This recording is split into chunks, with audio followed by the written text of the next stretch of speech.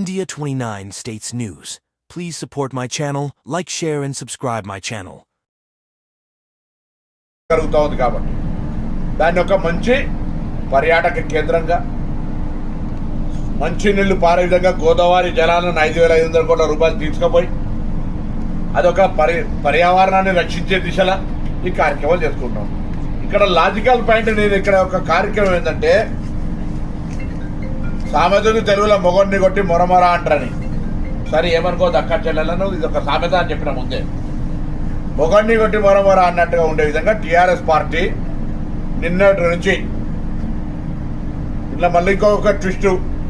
అసలు మేము 30 మెడికల్ కాలేజీలు పెడితే బదులు 30 వాట్సాప్ యూనివర్సిటీలు పెడితే బాగుంటుందన్న కేటీఆర్ ఓడిపోయిన తర్వాత వాటిని అమలు చేస్తూ సోషల్ మీడియా ద్వారా కొన్ని కార్యక్రమాలు చేస్తూ ఉంటాం. మేము ఇంతకుముందు చెప్పినట్టే ఇక్కడ ఎవరిని కొట్టలే, ఎవరిని ఖాళీ చేయించలే, ఎవరికి ఇక్కడ రిహాబిలిటేషన్కు సంబంధించినటువంటి కన్వీన్స్ చేసే విధానం నడుస్తుంది మా అధికారులు. నిన్న హరీష్ రావు గారు మాట్లాడిన ఎవరొకరు ఏదో జరిగితే మొత్తం హైడ్రోజన్ బాంబ్ అని ఒకరు, హైడ్రాను ఇట్లా రకరకాలుగా మాట్లాడు. ఇది Hydraa not related. Hydraa is a different, ఇది internal city, Musi is a different.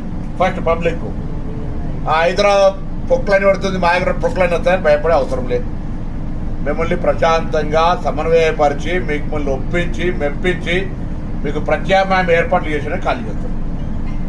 Provoke చేస్తున్నటువంటి రెచ్చగొడుతున్నటువంటి ప్రతిపక్ష నాయకులు సూటిగా ఇక్కడ సిద్దిపేట కేంద్రం నుంచి ప్రశ్న అడుగుతున్న టీఆర్ఎస్ ప్రభుత్వాన్ని మీరు చూడండి అయితే జరుగుతుంది. దయచేసి ఆలోచించండి. దీర్ఘకాలిక ప్రయోజనాలు కలిగేటువంటి ప్రజలకు ఇబ్బందిగా మారుతుంది. హైదరాబాద్ బ్రాండ్ ఇమేజ్, హైదరాబాద్ అభివృద్ధికి సంబంధించినటువంటి ఇబ్బంది కలిగే అవకాశం ఉంటుంది.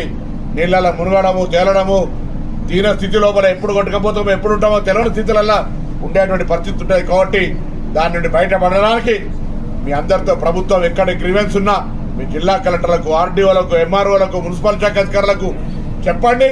మీ సమస్యలన్నీ ఏమి ఇబ్బంది లేకుండా, బలవంతం ఒత్తిడి లేకుండా అన్ని రకాల సమస్యలు పరిష్కరించి సంతృప్తి చెందిన తర్వాతనే షిఫ్ట్గా మనం కోరుతూ ఆ యొక్క మూసీకి సంబంధించిన నిర్వాసితుల జీవితాలతోటి ఆడుకోవద్దని టీఆర్ఎస్ పార్టీ నాయకత్వం విజ్ఞప్తి చేస్తున్నా. మీలాగా లాఠీ చార్జీలు, పోలీస్ కాల్పులు, బలవంతం, అర్ధరాత్రుల అరెస్టులు దౌర్జన్యకరంగా మేము చేస్తలేమనే మాటను కూడా ఈ సందర్భంగా తెలియజేస్తాం.